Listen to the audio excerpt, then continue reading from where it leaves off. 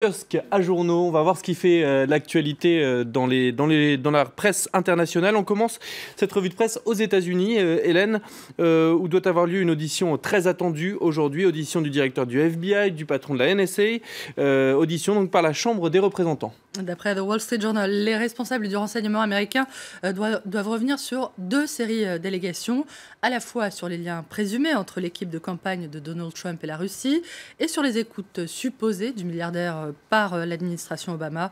Ces dernières accusations étant jugées sans fondement par le quotidien, qui rappelle que plusieurs élus démocrates et républicains ont déjà fait savoir qu'il n'existait aucune preuve que Donald Trump ait pu être écouté, certains le pressant même de présenter ses excuses à Barack Obama et au Royaume-Uni, accusé par le nouveau président d'avoir réalisé ces supposées écoutes à la demande de son prédécesseur.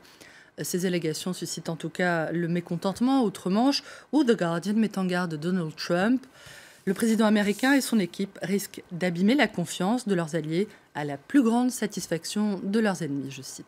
La nouvelle administration Trump, dont le secrétaire d'État vient d'effectuer une visite, elle aussi très attendue, visite en Chine. Rex Tillerson a rencontré hier Xi Jinping, lui offrant une victoire diplomatique, selon The Washington Post, qui regrette que le secrétaire d'État ait semblé faire trop de concessions à Pékin, en n'évoquant aucun des dossiers qui fâchent, ni la question de Taïwan, de Hong Kong ou du Tibet, ni les programmes nucléaires et de missiles de la Corée du Nord, grand allié, on le sait, de la Chine. Cette analyse est confortée par la lecture de la presse chinoise qui salue ce matin, à l'image de Global Times, l'amélioration de la compréhension mutuelle entre les États-Unis et la Chine.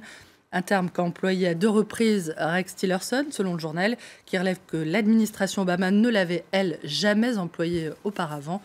Un secrétaire d'État qui fait preuve d'une aménité inattendue, très éloignée en tout cas des rodomontades de Donald Trump. Voilà, qui provoque forcément pas mal d'interrogations. Et c'est à voir également avec le dessin de Tom Towles pour The Washington Post, qui montre une petite figurine américaine prête à tomber du haut d'une falaise dans un monde déstabilisé. L'Amérique d'abord, ironise le suivant. Ils attendent de voir comment tu te rattrapes, comment tu amortis ta chute, ironise la légende.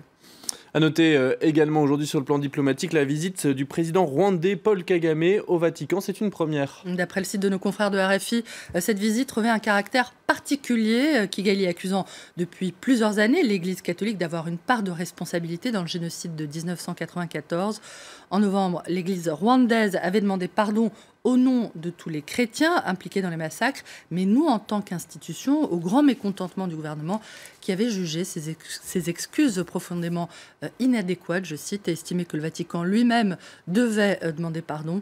La visite de Paul Kagame marque-t-elle un changement de position? C'est en tout cas effectivement la première fois qu'il rencontre un pape depuis son élection à la tête du Rwanda en 2000. Allez, on change de continent, direction l'Inde, où le parti nationaliste hindou a décidé de nommer un extrémiste hindou à la tête de l'Uttar Pradesh, un État qui compte la plus forte minorité musulmane du pays. The Guardian détaille le parcours de Yogi Adityanath, présenté effectivement comme un chef religieux à la tête d'une des franges les plus extrémistes du parti nationaliste hindou, le BJP. Un homme qui saluait il y a peu la décision de Donald Trump d'interdire de séjour aux États-Unis les ressortissants de plusieurs pays musulmans et qui n'a jamais caché son intention de faire de l'Inde une république hindoue. D'après le quotidien britannique, sa nomination pourrait s'expliquer par la volonté du BJP de mobiliser l'électorat hindou dans la perspective des législatives qui doivent se tenir dans 2 ans, en 2019. Elle inquiète en tout cas The Hindu, qui estime que cette nomination intervient sous la pression de la frange vociférante, je cite, du BJP.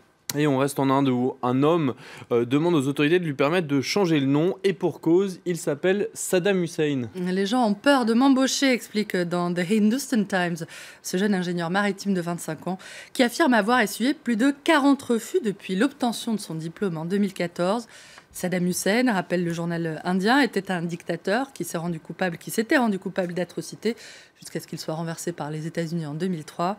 Je suis la victime innocente de crimes commis par un autre, plaide aujourd'hui le Saddam Hussein indien, qui raconte que c'est feu son grand-père qui lui avait choisi ce prénom, ce nom, dans l'espoir qu'il devienne une personne positive. Il vaut mieux réfléchir à 2 fois avant de donner le nom d'une personnalité à ses enfants. Merci beaucoup Hélène Frade pour cette revue de presse internationale.